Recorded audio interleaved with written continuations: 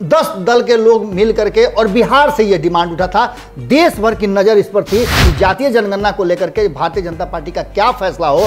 आखिर नित्यानंद राय से सदन में क्यों ये बात कहवाई जाती है। मुख्यमंत्री रिक्वेस्ट करे कि मैं आपसे बात करना चाहता हूं, मिलना चाहता हूं। हमारे साथ बिहार के और भी राजनीतिक दल के लोग हैं। प्रधानमंत्री का ध्यान वहां नहीं, उस राजनीति पर है जो करने के लिए आए हुए हैं नीतीश कुमार।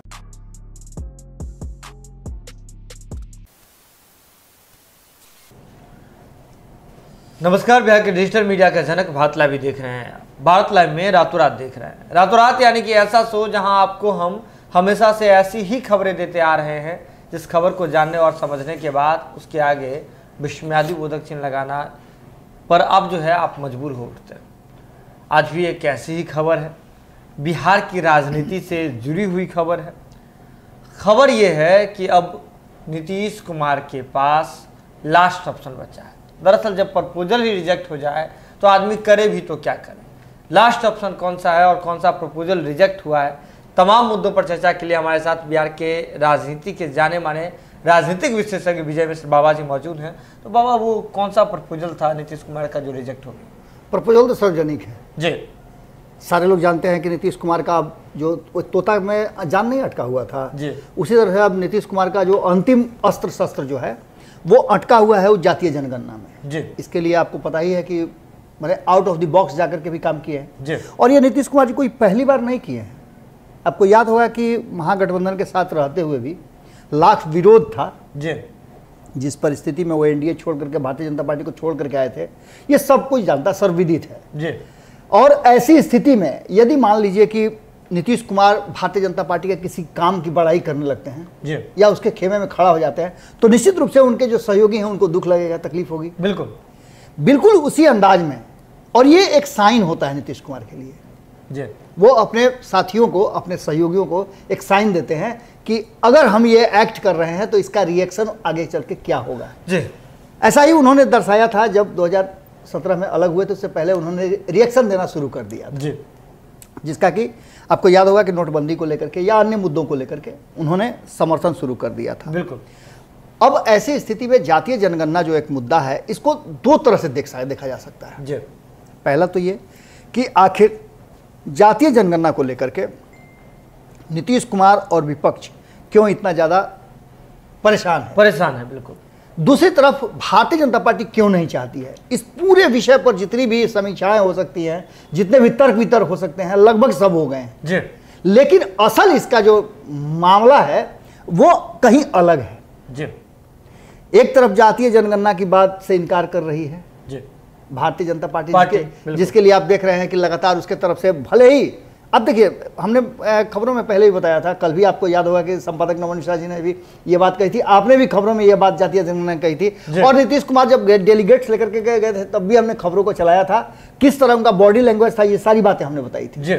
लेकिन अब उस पर जो रिएक्शन आ रहे हैं, उनका प्रपोजल जो था लेकर के गए थे, ये तो मान के चलिए ना कि प्रपोजल एक प्रधानमंत्री मुख्यमंत्री की बात अगर इतने दिनों तक अनसुनी करता हो जी, तो रिएक्शन तो वही समझ में आ जाता है। बिल्कुल बिल्कुल। क्योंकि 12 दिन के बाद यदि मुख्यमंत्री रिक्वेस्ट करे कि मैं आपसे बात करना चाहता हूं, मिलना चाहता हूं, हमारे साथ बिहार के और भी राजनीतिक दल के लोग हैं और प्रधानमंत्री समय नहीं देते हो, तो निश्चित रूप से ये बात समझ में आती है। जी। दूसरा सबसे महत्वपूर्ण बात कि नीतीश कुमार वहां गए थे प्रपोजल लेकर के और प्रधानमंत्री लालू प्रसाद का हालचाल पूछ रहे हैं। जी, इससे भी सब कुछ लग रहा है, स्पष्ट हो जाता है बिल्कुल कि प्रधानमंत्री का ध्यान वहां नहीं, उस राजनीति पर है जो करने के लिए आए हुए हैं नीतीश कुमार और इसके बदौलत वो क्या दिखाना और दर्शाना चाहते हैं। निश्चित रूप से शक्ति प्रदर्शन हो रहा था और इन सारी बातों को लेकर के जब मैं कुछ बातें कहूंगा तो चौंकने वाली बातें हैं। वो सब जातीय जनगणना 31 में लास्ट हुआ था, आजादी से पहले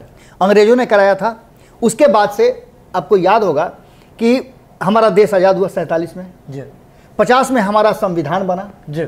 और संविधान जो हमारा बना था उसी आधार पर बना था, जो 31 में जनगणना हुई थी उसी के आधार पर बना था। बिल्कुल बिल्कुल। तब उसी के आधार पर कुछ संख्या को बढ़ा करके और संविधान में उन लोगों के लिए जिस आधार पर जिसकी जो गणना थी उसके आधार पर संविधान बना और आरक्षण के जो सिस्टम थे, नियम थे, वो बनाया गया। लेकिन एक बहुत महत्वपूर्ण बात थी जी कि जिन लोगों ने संविधान बनाया उन लोगों को भी जातीय जनगणना अच्छी नहीं लगी थी। जी। उन्होंने इसके साथ ही ये बात भी कही थी कि ये जातीय जनगणना और जाति पात जो है हमारे देश के लिए अभिशाप है जी। इससे हमको इधर रहना चाहिए। और बाबा साहेब अम्बेडकर ने ये बातें स्पष्ट तरीके से कही थी जी। इसके बाद अब आगे बढ़िए आप, इसका प्रपोजल 51 में फिर से आया। बिल्कुल 51 में जनगणना की बात हुई और जब पटेल जी उस समय गृह मंत्री थे जी। सरदार वल्लभ भाई पटेल के पास जब ये प्रपोजल गया तो उन्होंने इस प्रपोजल को सिरे से खारिज कर दिया। जी। वो सरदार पटेल जो आपको याद होगा कि आजादी के बाद छोटे छोटे जो छत्रप थे सबको मिलाने का उन्हें श्रेय प्राप्त है। बिल्कुल। और ऐसे व्यक्ति ने कहा कि नहीं, जाति आधारित जनगणना हमारे देश में नहीं हो सकती है जी। हम अगर जनगणना करेंगे तो आर्थिक सर्वेक्षण के आधार पर करेंगे जी। और वही हुआ भी। इन सारी बातों को लेकर के अब वर्तमान परिस्थिति में आप समझ लीजिए कि जातीय जनगणना तब भी नहीं हुई, 31 के बाद दोबारा जो प्रयास किया गया 51 में तो नहीं हुई जी। 11 में जातीय जनगणना फिर हुई जी। मैं वहां आ रहा हूं, उसी जगह पे आ रहा हूं बिल्कुल। जो प्रपोजल रिजेक्शन वाली बात है। और एक सबसे महत्वपूर्ण बात जो इस पूरे विश्लेषण का जो नट पॉइंट है, जहां से अगर उस नट को खोल दिया जाए तो पूरा छितर जाएगा, उस तरह की बात मैं इसके बीच में बताऊंगा। 2011 में जब जातीय जनगणना हुई, कांग्रेस के राज में जातीय जनगणना हुई थी, लेकिन उसके होते होते में सरकार बदल गई। जनगणना सब कुछ हो गया था, लेकिन भारतीय जनता पार्टी ने उसको बेस बनाया। उसकी जो पूरी लिस्ट थी वो प्रकाशित नहीं हुई, बिल्कुल, लेकिन उसे बेस बना करके उसने कई योजनाओं को लागू किया। जैसे आपको याद होगा कि मुफ्त अनाज देने का योजना था, लोगों को चूल्हा देने का योजना था, गैस देने का योजना था। इसके बाद लोगों को स्वास्थ्य के लिए आयुष्मान कार्ड देने की योजना थी। ये सारी योजनाएं जो थी 2011 के जनगणना के आधार पर ही थी। बिल्कुल। और इसी आधार पर लगातार भारतीय जनता पार्टी का थिंक टैंक जो है वो ये कह रहा है कि जातीय जनगणना नहीं होनी चाहिए। अगर जनगणना हो तो उसका बेस पॉइंट आप समझ रहे हैं कहां होना चाहिए, वो आधार होना चाहिए अमीर और गरीब का। इन सारी बातों को लेकर के प्रोफेसर राजेंद्र गुप्ता का एक लेख आया है जिसको आपको याद होगा कि गिरिराज सिंह इस पूरे मामले पर बिल्कुल शांत हैं। और अब संपादक नमन मिश्रा जी ने इस बात को कहा भी था कि इस पूरे मामले में कहीं ना कहीं भारतीय जनता पार्टी ने अपने फायर फाइटर को आगे कर दिया है। और फायर फाइटर में अगर कोई है तो आप देखिए कि आप समझिएगा इस बात को बड़ी बारीकी से। आखिर नित्यानंद राय से सदन में क्यों ये बात कहवाई जाती है, जो कि जातीय जनगणना में जो दल ओबीसी का जो गणना की बात चल रही है, उस ओबीसी का सबसे बड़ा जो कुनबा है यादव, उसी समाज से एक व्यक्ति को उठा करके जातीय जनगणना नहीं कराने की बात क्यों कही जाती है। बिल्कुल, इसके पीछे भी कोई तर्क जरूर होगा, कोई कारण जरूर होगा, कोई भी कह सकता था, लेकिन उसी शख्स को क्यों चुना जाता है और वो बिहार से होता है, ये भी क्यों होता है। पहली बात, क्योंकि पता था कि बिहार में दूसरी बार मंडल कमीशन और कमंडल में युद्ध होने जा रहा है। एक बार फिर से मंडल पार्ट 2 का ये प्रारूप ही है जिसको लागू करने की बात लगातार कही जा रही है। आपको याद होगा कि तेजस्वी यादव ने क्या कहा था। तेजस्वी यादव ने साफ तौर पे कहा है कि मंडल कमीशन के जो शेष बचे हुए फैसले हैं उनको भी लागू किया जाए और साथ में जातीय जनगणना भी की जाए। यानी कि ये मंडल पार्ट 2 है। एक लालू प्रसाद जिस समय पूरी तरह से अपने रॉ में थे, राजनीतिक उठान पर थे, तब उन्होंने कराया था, और अब ये हो रहा है। लेकिन इन सब के बीच हम ये बात आज क्यों कह रहे हैं कि नीतीश कुमार का प्रपोजल जो है वो रिजेक्ट हो गया है, अब उनके पास एक ही ऑप्शन बच गया है। तो इसके पीछे कारण ये भी है, यही बात लेकर के कई ऐसे लोगों की बात कही गई है, जेपी की बात कही गई है, लोहिया की बात कही गई है, फेरिस्त लंबी है, बिल्कुल, गांधी की बात की गई है, विनोबा भावे की बात की जा रही है। ये सारे लोग जातीय जनगणना के विरोध में थे। बिल्कुल, जात पात के विरोध में शुरू से रहे हैं।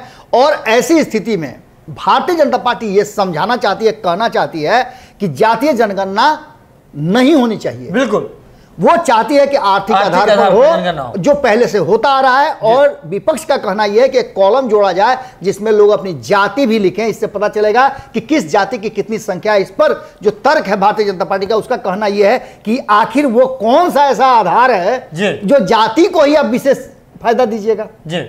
ये कहीं से नहीं है। दो ही बात हो सकती है, या तो गरीब है ना तो अमीर है। किसी खास जाति को किसी खास जाति के लिए कैसी योजना बना सकते हैं जी। ऐसा तो कुछ है नहीं जी। आपके पास सारी योजनाएं हैं। जो जिस क्षेत्र में काम करता है उसमें जाति का कोई लेना देना नहीं है। जरूरी नहीं है कि अगर आप यादव हैं तभी आप गाय ही पालन कीजिएगा, आप दूसरा कोई व्यवसाय नहीं कर सकते हैं। ये तब हुआ था जब इस सृष्टि का निर्माण हुआ था कि अपने अपने काम के आधार पर लोग अपने आप को बांट लिया करते थे, और वही आदमी, उसका परिवार ही वो काम करता था जिस काम से उसके परिवार के लोग पहले से जुड़े हुए थे जी। लेकिन अब वो बेस नहीं है, वो अब आधार नहीं है। कोई भी किसी जाति का भी, अब पंडित भी के जगह पर दूसरी जाति के लोग भी जाकर के मंदिर में पूजा कराते हैं। ये सारी व्यवस्थाएं लागू हो गई हैं। तो ऐसी स्थिति में जात पात को समाप्त करने की जो बात चल रही थी, लोहिया से लेकर के जितने भी लोगों ने थे, अंबेडकर से लेकर के, गांधी से लेकर के, विनोबा भावे से लेकर के, जिसका भी नाम आप ले लें, सारे लोगों ने इसको खत्म किया था। अब सबसे जो नट सेल की पॉइंट थी, जो नट हम ढीला करने की बात कर रहे थे, वहां हम आते हैं। आपने ये तो सुन लिया कि एक 10 दल के लोग मिल करके, और बिहार से यह डिमांड उठा था, देश भर की नजर इस पर थी, और देश भर चाहता है, जैसा कि कहना है नीतीश कुमार और उनकी पूरी टीम जो जातीय जनगणना कराना चाहती है, उसका कहना है कि यह देश चाहता है और देशव्यापी ये मुद्दा है, इसलिए बिहार से उठा है और बिहार को ये श्रेय जाता है कि जातीय जनगणना होनी चाहिए। लेकिन भीतर खाने में आपको बता दें कि ऐसा कोई भी नहीं चाहता है कि जातीय जनगणना पर हामी भरे भारतीय जनता पार्टी जी। ये सबसे बड़ी बात है जी। इसके पीछे का कारण क्या है, तो आप इतना समझ लीजिए कि आप आम जनता हैं, इस देश के 130 करोड़ लोगों को जी अगर योजना बनाने की जरूरत पड़े तो इसके लिए किसी को जाति की जरूरत नहीं पड़ेगी जी। वहीं बिहार के अगर 12.5 करोड़ और 13 करोड़ लोगों की बात करें हम, तो किसी भी जातीय जनगणना की जरूरत नहीं है। योजना ही आपके पास नहीं है। एक तरफ ये चर्चा हो रही है कि आपके पास धन ही नहीं है जी, और दूसरे तरफ इसकी डिमांड चल रही है। इसका मतलब है कि पूरी तरह से ये राजनीतिक है, और यही बात भारतीय जनता पार्टी कर रही है जी। भारतीय जनता पार्टी इस बात को पूरी तरह से राजनीतिक रंग दे करके और इस पूरे मामले को तब तक टाल करके ले जाएगी जब तक 2022 का चुनाव समाप्त नहीं हो जाता है। बिल्कुल। और दूसरी तरफ इसी को मुद्दा बना करके नीतीश कुमार सहित अन्य जो घटक दल हैं जो इस जातीय जनगणना को लेकर के एकजुट हुए हैं, वो चाहते हैं कि जातीय जनगणना का मुद्दा इतना बड़ा हो जाए कि भारतीय जनता पार्टी को सत्ता से बेदखल करने का हम प्रयास करें तो उसे ढकेल दें जी। एक छोटे से धक्के से ही वो सत्ता से बेदखल हो जाए। बिल्कुल बिल्कुल। और भारतीय जनता पार्टी इस बात को समझ चुकी है, इसलिए न तो वो हाँ बोल रही है और न बोल रही है। अपने नेताओं के द्वारा इस बात को कराया जा रहा है, और घर के मुखिया कभी भी हर बात पे रिएक्ट नहीं करते हैं। प्रधानमंत्री नरेंद्र मोदी ने वही काम किया है। उन्होंने जातीय जनगणना पर सिर्फ ये कहा है कि आपने प्रपोजल दे दिया, मैं विचार करूंगा, लेकिन साथ में उन्होंने लालू प्रसाद का समाचार पूछ करके संदेश तो दे दिया है। अब इस संदेश को लेकर के क्या होने जा रहा है, और दूसरा कि जातीय जनगणना को लेकर के भारतीय जनता पार्टी का क्या फैसला हो, अगर नेगेटिव हो तो विपक्ष ये चाह रहा है कि वो फैसला नेगेटिव ही हो, क्योंकि नेगेटिव होगा तब राजनीति करने में मजा आएगा। यही बात है सुमन की, जो जातीय जनगणना की बात जो लोग कर रहे हैं, वो एक तरफ जातीय जनगणना का को हाइप करके जनता के बीच में ये संदेश देना चाहते हैं कि हम चाहते हैं कि जातीय जनगणना हो, आपकी जाति पता चल जाए, और दूसरी तरफ इसका जो सबसे बुरा कारण जो बता रहे हैं इसके थिंक टैंक जो हैं, जो जातीय जनगणना का सर्वेक्षण लोग कर रहे हैं, इस पर जो शोध कर रहे हैं, उन लोगों का कहना है कि यदि जातीय जनगणना हो गई तो जातियों में अधिक से अधिक संख्या बढ़ाने की होड़ लग जाएगी, और ये इस जनसंख्या नियंत्रण वाले कानून को बहुत प्रभावित करेगा। ये भी एक बहुत बड़ा मुद्दा है, और यही कारण है कि भारतीय जनता पार्टी नहीं चाहती है कि इस देश की एकता, अखंडता, और सबसे बड़ी बात कि उसका जो जनाधार है हिंदुत्व वोटर, वो डिवाइड हो जाए जी। तो बाबा कहीं ना कहीं एक और बड़ी बात ये भी है कि बीजेपी में जो टूट फाड़ की दो फाड़ होने की जो खबरें आ रही है, तो ऐसा भी हो सकता है कि ये बीजेपी का एक राजनीतिक हथकंडा हो कि अपने ही दल के लोगों को दो फाड़ में बांट देना है। अगर जनक राम जी जो मंत्री हैं वे जाते हैं, तो ऐसा नहीं है कि बीजेपी के जो बड़े आका हैं उनके बिना आदेश से जाते होंगे उस प्रतिनिधि मंडल के साथ। वे इसलिए भी जाते होंगे कि बंद कमरे में अगर प्रतिनिधि मंडल के साथ नीतीश कुमार जी बात करते हैं, तेजस्वी यादव के साथ बात करते हैं, तो इसकी पूरी जानकारी जो बीजेपी के आला कमान है वहां तक पहुंचती रहे। और जो कुछ भी बीजेपी में हो रहा है तो ये भी बात हो सकती है, इस बात की भी संभावना है, क्योंकि बीजेपी हाँ में भी है और न में भी है। जुड़े बात लाइव के साथ आज के रातों रात में बस इतना ही। क्या कुछ लगता है आपको और पूरे प्रकरण में जातीय जनगणना को लेकर के आप क्या कुछ सोचते हैं, आप जरूर हमें बताएं, कमेंट बॉक्स में बता सकते हैं। इस वीडियो को शेयर करके आप हमें जो है लाभ पहुंचा सकते हैं और इस बात को जन जन तक पहुंचा सकते हैं। जुड़े रहे बात लाइव के साथ, क्योंकि बात लाइव पर खबरों का सिलसिला लगातार जारी है। बहुत बहुत धन्यवाद। अगर ये वीडियो पसंद आई और वह बिहार के राजनीति और बिहारियत से सरोकार रखेनी तो सब्सक्राइब बटन दबा के चैनल के सब्सक्राइब कर ली। ओजे एगो घंटी बा, ओकरा बटन दबा देला से कुल सटीक और मारक खबर रुआ मुफ्त में मिल जाई। अगर रुआ पत्रकारिता के हमनी के नया प्रयोग में सहयोग कर चाहतानी तो ज्वाइन बटन दबा दी। पेटीएम नंबर नोट कर ली 9386816700। धन्यवाद।